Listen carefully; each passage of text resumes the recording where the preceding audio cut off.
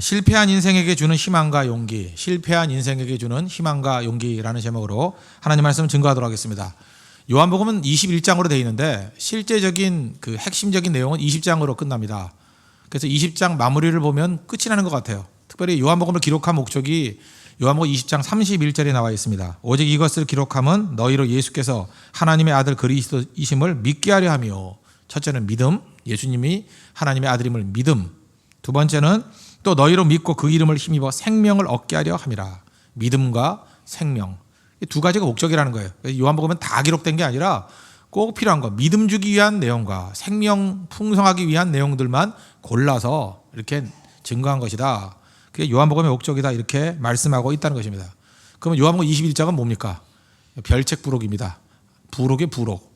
그러니까 핵심만 가지고 인생을 사는 게 아니잖아요. 핵심도 필요하지만 인생은 핵심 말고도 필요한 게 있다. 그래서 그 다음 나오는 게 21장입니다. 그 중에 한 가지가 뭐냐 하면 격려라는 거예요. 격려. 우리가 믿음 가지고 또 생명 가지고 살아야 되겠지만 또 한 가지 우리 인생을 풍성하게 만들고 우리에게 활력을 주는 것 중에 하나가 뭐냐 하면 격려다. 격려 가지고 살아야 된다는 것입니다. 우리 과거에 10몇 년 전에 썼던 책이 있죠. 칭찬은 고래도 춤추게 한다. 그 책이 전 국민을, 많은 사람들, 전 세계 많은 사람들에게 정말 용기를 주었습니다. 이유가 무엇입니까? 사람들은 그만큼 칭찬과 격려가 필요하다는 거예요. 센세이션을 일으켰잖아요. 칭찬과 격려 없이 살 수 있는 인생은 아무도 없다는 것입니다. 우리가 바리새주의가 왜 문제가 있다고 얘기를 합니다. 바리새주의 뭐 다 정답이잖아요. 근데 인생은 옳고 그름에 대한 판단 갖고 사는 게 아니라는 거예요. 세상에 옳고 그름에 판단 갖고 살 것 같으면 세상이 그냥 법으로 다 되게요. 인생의 많은 부분은요, 힘들고 어려울 때 격려와 위로와 용기, 이게 사람을 살아나게 만드는 힘이 있다는 것입니다. 우리 홍대교회 성도들 꼭 잊지 말아야 될 게 뭐냐 하면, 우리 완벽하다는 거 믿는 사람 아무도 없겠지만 목사로부터 시작해가지고 모든 성도들, 모든 사람들, 우리 교회도 마찬가지입니다. 절대 완벽한 교회도 아닐 뿐더러 이후에도 완벽한 교회 될 리도 없습니다. 교회가 완벽한 교회가 어디 있어요? 사람도 마찬가지라는 거예요. 완벽한 사람이 없을 뿐더러 지금도 허물과 약점 투성이지만 이후에도 허물과 약점이 사라지진 않을 거예요. 하나가 해결되면 또 다른 약점과 허물이 나올 것이고, 교회가 그런 겁니다. 그때에 우리가 허다한 죄를, 사랑 허다한 죄를 덮는다 그래요. 덮어주고 격려하고 위로해주고, 그래서 하나됨을 이루는 것, 그게 교회지 흠없게 만드는 게 교회가 아니라는 거예요. 흠없게 나가다가 무너졌던 사람들 많잖아요. 그게 바리새주의 아닙니까? 나중에 외식으로 간다는 거예요. 인생은요, 또 우리가 낙심하지 말아야 될 게 뭐냐 하면 고무줄 같은 존재입니다. 뭐 이렇게 열심히 하죠. 훈련하고 결심하고, 그래서 이렇게 열심히 하는데 어느 순간이니까 고무줄도 잡아당기면 팽팽한 텐션, 긴장이 있지 않습니까? 그러다가 또 힘이 빠져버려요. 탁 놓으면 원래로 돌아가요. 그런 낙심하죠. 이제까지 했던 게 뭐냐? 우리 한국말로 말짱도루묵 그러잖아요. 말짱도루묵. 근데 말짱도루묵 아니에요. 한번 갔던 거는 원위치로 가더라도 다시 갈 수 있습니다. 말짱도루묵 아니에요. 낙심하지 마십시오. 그래서 우리가 사람을 양육할 땐 절대 낙심하지 않아요. 넘어지고 해도 또 하고 하면 그 안에서, 성령 안에서 이렇게 믿음의 성장이 있는 것입니다. 오늘 보니까 고무줄 같은 인생이에요. 그러나 주님은 낙심하지 아니하시고 또 그에게 격려하시고 세워가서 나중에 사도행전 이후에 보십시오. 능력이 있는 하나님의 백성으로 세우더라는 것입니다. 그래서 우리에게 필요한 건 뭐예요? 우리 부모님들, 격려하는 부모님 되십시오. 부모님은 격려하는 부모님 돼요. 좋은 부모님은 어떤 부모님이냐?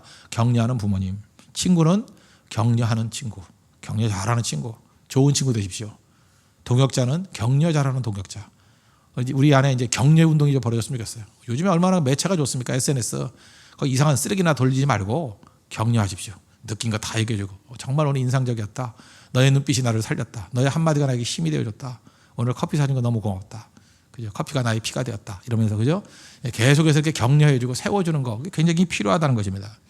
오늘 1절부터 14절까지 보면은 장면이 세 장면이 나와요. 이 장면 단위로 좀 이렇게 플레인하게 좀 접근하도록 하겠습니다. 세 장면. 첫 번째 장면은 뭐냐 하면 시리에 빠진 제자들의 모습이 쭉 나와 있습니다. 1절 보십시오. 그 후에 예수께서 디베랴 호수에서 또 제자들에게 자기를 나타내셨으니 나타내신 일은 이러하니라. 지금 부록이라 그랬죠.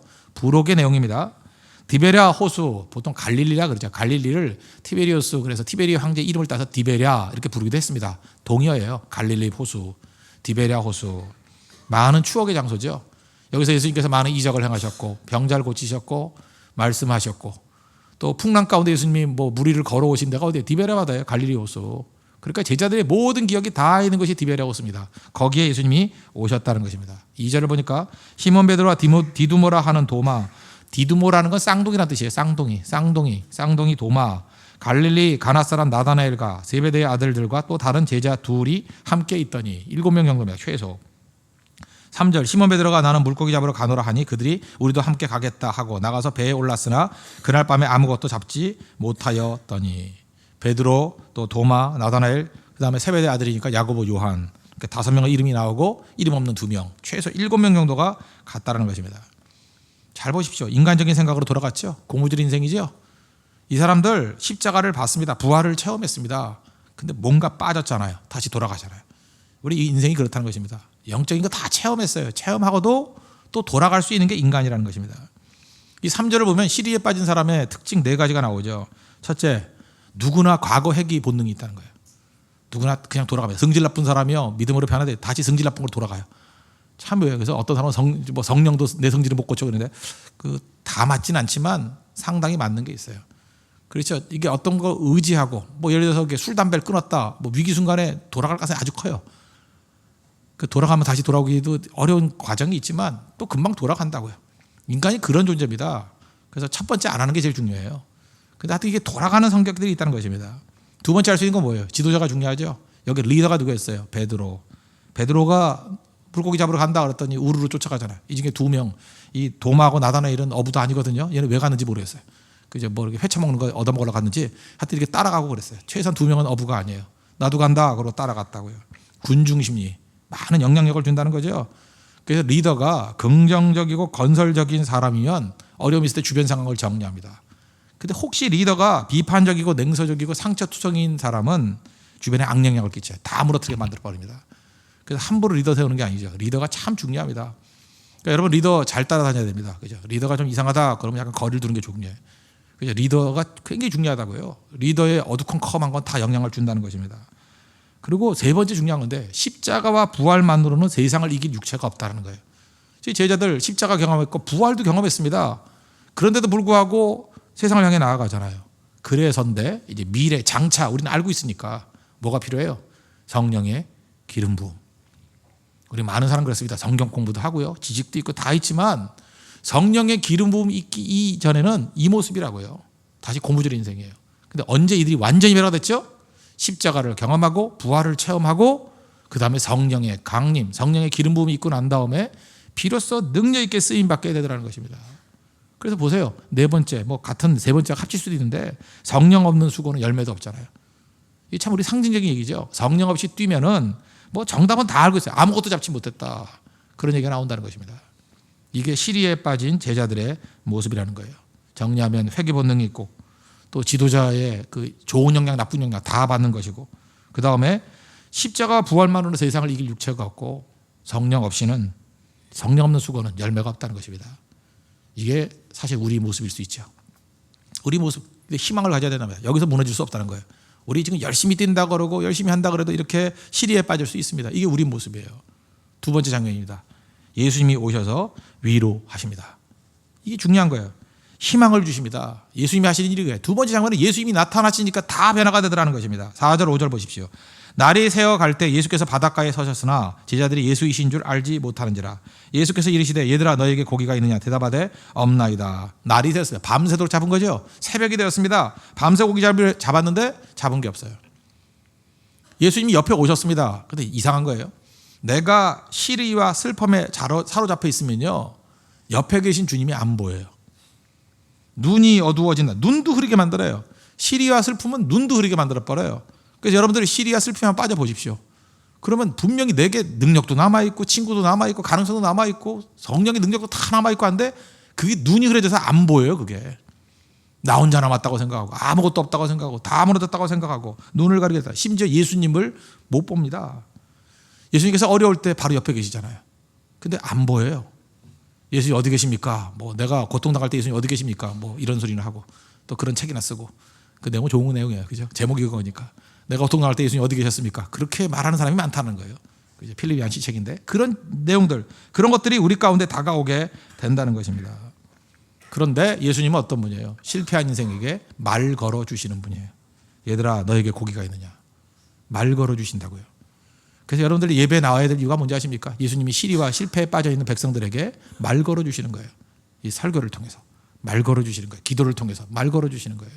너희들이 고기가 있느냐? 없습니다. 예수님이 그러잖아요. 너 아프진 않니? 괜찮니? 어디 어려움 없니? 우리도 예수님 같은 이런 역할을 해야 돼요. 말 걸어줘야 돼요. 시리와 실패에 빠진 사람이 말 걸어줘야 된다고요. 뭐 추궁해가지고 너 뭐 왜 결혼 안 하니? 뭐 이런 그 승질나게 만드는 그런 거 말고요. 그죠? 너 취직 언제 하니? 그렇게 속 뒤집는 얘기가 아니라 그 아픔 속에서 그 사람 속에 들어가야 돼. 들어가서 이 사람에게 어떤 부분에서 이렇게 끌어낼 것인가. 그 지혜가 필요한 거죠. 그 사람 아픔 속에 들어가면 부모의 마음 가지면 함부로 질문도 안 해요. 질문 보면 안다고요. 예수님 지금도 우리에게 말 걸어주십니다. 너에게 고기가 있느냐? 우리 열심히 뛰었잖아요. 너희들 열매가 있느냐? 너희들에게 회복의 기미가 보이느냐? 그러고 난 다음에 얼떨결에 시키는 대로 했으니 기적을 맛보죠. 6절 이르시되 그물을 배 오른편에 던지라. 그리하면 잡으리라 하시니 이에 던졌더니 물고기가 많아 그물을 들 수 없더라. 나중에 되어보니까 153마리 많이 잡혔습니다. 우리 이 경험은 많이 하죠. 우리는 그냥 일이 잘 풀리지 않으면 그냥 답답해서 기도합니다. 답답해서 기도해요. 그냥 나와가지고 뭘 생각한 것도 아니에요. 그냥 아이고 힘듭니다 하고 기도해요. 그런데 그 기도를 누가 시켰느냐? 여러분들 이제 설명을 해드릴게요. 성령이 그 기도를 시킨 거예요. 성령이 그 기도를 시켰는데 자기는 그걸 모르는 거예요. 내가 그냥 대충 했다고 생각해요. 성령이 그 기도를 시켜서 그 기도 그대로 했더니 기적이 나타난 거예요. 이들이 예수님과 안 게 아닙니다. 그냥 얼떨결에 시리에 빠져가지고 뭐 고기가 있냐 없습니다 그랬더니 뭐 던져라 그랬더니 그때에 그냥 얼떨결에 던진 거예요. 너무 힘드니까. 아이 모르겠다. 뭐 그때 멘붕 상태죠. 밤새도록 했는데 뭐 남아있는 힘이 있겠어요? 판단이 있겠어요? 뭐 그래. 뭐 까짓 거 어차피 기왕에 망친 인생 뭐 그런 거 있잖아요. 기왕에 망친 인생 뭐 한 번 더 던지자 그러고 또 던졌다고요. 깜짝 놀라게 된 거죠. 거기에 열매가 있더라는 거예요. 그래서 혼미 상태에 와도 예배에서 혼미 상태에 빠지십시오. 그럼 답이 있어요. 그래서 졸려 죽더라도 기도하다가 좋으십시오. 졸다가 한마디 툭 한 개로 인생을 바꿔버려요. 왜? 성령이 내 입술을 통해서 기도하게 만드신다고. 성령이 나의 인생을 통해서 누구를 만나게 만드신다고요. 여러분들이 작정하고 준비하고 뭐 목욕 제기하고 그래야 만나야 뭐 중요한 사람 만나는지 알죠? 다 자포자기해서 까짓거 주님 위해서 살게요. 이러고 돌아봤더니 그 오빠가 서 있는. 뭐 이런 경우 되게 많아요. 그거 알아요? 원래 내가 뭐 의도한다고 되는 게 아니라고요. 성령이 그 기도를 시키고 성령이 만나게 하시고 성령이 이끌어 가시는 게 분명히 있다라는 것입니다. 그 모나미도 뭐 다 망할 뻔했다가 뭐 기도 중에 뭐 받았다면서요. 그래서 153 볼펜 만들었더니 그 촌스러운 볼펜이 뭐 몇 배 지구 인구만큼 팔렸다면서요. 60억짜로? 몰라요 그런 거? 그 얼떨결에 된 거지. 그건 왜 팔리는지도 몰라요. 지금. 왜 팔리는지도. 근데 그게 그 몇십 년 동안에 사람을 바꿔놨잖아요. 우리 인생들 보면요. 그 왜 잘 되는지도 모르는 거 되게 많아요. 또 하려고 그러면 안 되는데 성령이 인도하시는 그런 능력이 있다는 것입니다. 여러분 인생도 마찬가지예요. 여러분들 계획하고 이렇게 세련되게 나가야 잘 될 것 같지? 아니에요. 정신, 비몽사몽간에 성령께서 하시는 대로 그냥 했더니 거기서부터 길이 쫙 열리기 시작할 때가 많다고요. 문제는 무엇입니까? 주님이 오셔서 위로해 주시는 거예요. 주님 위로가 필요합니다. 그래서 엎어져도 주님 전에서 엎어지십시오. 주무셔도 여기 와서 주무세요. 쓰러져도 코피 흘려도 여기서 코피 흘려고 쓰러지세요. 기도하다 쓰러지면 답이 있다라는 것입니다. 기적 맛보고 나니까 이제까지 안 보이던 예수님이 보여요. 7절 예수께서 사랑하시는 그 제자가 베드로에게 이르되 주님이시라 하니 여기 사랑하시는 제자는 누구예요? 이 저자 요한이에요. 요한. 시몬 베드로가 벗고 있다가 주님이라 하는 말을 듣고 겉옷을 두른 후에 바다로 뛰어 내리더라. 그죠? 감격 속에 예수님이 보게 되었다는 것입니다. 위로하신 예수님이 만났다는 거예요. 세 번째 장면입니다. 제자들의 필요를 채워주십니다. 숲을 피워놓고 생선과 떡 이렇게 마련해 두시잖아요. 8절 9절 보십시오. 다른 제자들은 육지에서 거리가 불과 한 50칸쯤 되므로 그냥 이걸 통일했으면 좋겠는데 50칸이 얼마인지 알아요? 밑에 보니까 200규빗이라고 돼 있죠. 한 규빗이 8 손가락 끝에서 팔꿈치까지예요. 그래서 보통 45cm로 생각합니다. 그러니까 100규빗이 45m. 그것도 계산 못해요? 200규빗이니까 90m 정도. 90m 정도 되는 것으로 작은 배를 타고 물고기 든 그물을 들고 끌고 와서 육지에 올라보니 숯불이 있는데 그 위에 생선이 넣고 떡도 있더라. 이거 예수님이 미리 준비해 놓은 거예요. 예수님은 준비해 주신 분이에요. 우리에게 그죠? 식탁을 준비해 주시는 분. 다 준비해 주셨다고요. 지금 밤새도록 고기 잡고 춥잖아요. 물 맞고 하니까. 그러니까 온기가 있으라고 숯불 피워놓고 그 다음에 생선과 떡 준비해 놨다는 것입니다. 저는 그런 데서 너무 배고픈 사람이 있을 때 앉혀놓고 잠깐만 설교하는 건 싫어해요. 배고플 땐 먹여야 돼요. 그죠? 그냥 기도 짧게 하고 먹고. 식기도 제발 오래 하지 마십시오. 특별히 뭐 장로님이나 집사님들. 식기도 오래 하면 정말 그 사람이 혼미해져요, 진짜. 분노심이 막 생기고. 그죠? 식기도는 짧게. 그래서 먹여야 돼요. 제자들 먹이잖아요. 먹이는데 저희 제자들이 어때요? 상당히 기가 죽어 있죠. 지금 만감이 교차할 거 아니에요. 예수님 부활, 십자가 부활 다 경험하러 한다면 고기나 잡으러 가자. 지금 있어야 될 자리가 아니잖아요. 기 죽어 있잖아요. 배는 고프고. 예수님 준비를 얼마나 미안하겠어요. 민망하겠어요. 그때 예수님께서 기 죽어 있는 그들에게 제안을 하시죠. 10절 11절. 예수께서 이르시되 지금 잡은 생선을 좀 가져오라 하시니. 이미 다 있어요. 거기 온기도 있고 생선과 떡도 있는데 예수님이 준비된 거 말고 또 갖고 오래요. 니네가 잡은 거 갖고 와. 시몬 베드로가 올라가서 그물을 육지에 끌어올리니 가득히 찬 큰 물고기가 153마리라. 이같이 많으나 그물이 찢어지지 아니하였더라. 준비된 것에 잡은 것을 가져오라. 무슨 얘기예요? 주님 것 위에 우리 것을 더하라. 이게 예수님 정신이에요. 예수님 것만 가지고 먹여서 미안하게 만들지 않고 니네 잡은 것도 갖고 와. 그래서 합쳤다고요. 합쳐서 잔치되게 만들었다는 것입니다. 교회는 그런 곳이에요. 내가 다 낼게 그런 게 아니고요. 자기 것을 들고 나오는 거예요. 자기 영광과 자기 은혜를 들고 나오는 거예요. 내놓고 그 다음에 내가 모든 걸 다 했습니다 하는 얘기가 아니라 야 네가 잡은 것도 갖고 와.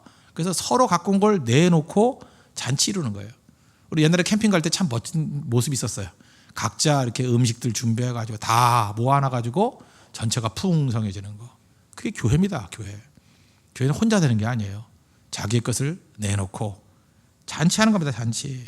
그래서 서로 먹고 식사할 때 모든 것이 하나됨을 이루는 거죠. 천국은 어떤 것이냐? 모두 와서 먹고 즐기는 것이에요. 그래서 여러분들 지금부터 해야 될 일이 뭐냐 하면 성도끼리 자기 그 인어그룹뿐만 아니라 조금 좀 약간 멀리 떨어진 사람도 자꾸만 식사를 해야 돼요.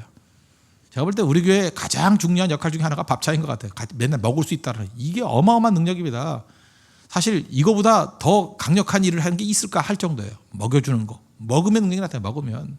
같이 먹는 거예요. 천국은. 잔치라고 잔치. 그래서 웬만하면 여러분들 뭐 조금이라도 드시고 가십시오. 같이 먹는 거예요. 같이 먹는 게 그게 성도의 교제일 뿐만 아니라 성도의 능력이 될 수 있다는 것입니다. 12절부터 14절까지 보십시오. 예수께서 이르시되 와서 조반을 먹으라 하시니 제자들이 주님이신 줄 아는 거로 당신이 누구냐 감히 묻는 자가 없더라. 예수께서 가셔서 떡을 가져다가 그들에게 주시고 생선도 그와 같이 하시니라. 이것은 예수께서 죽은 자 가운데서 살아나신 후에 세 번째로 제자들에게 나타나신 것이라.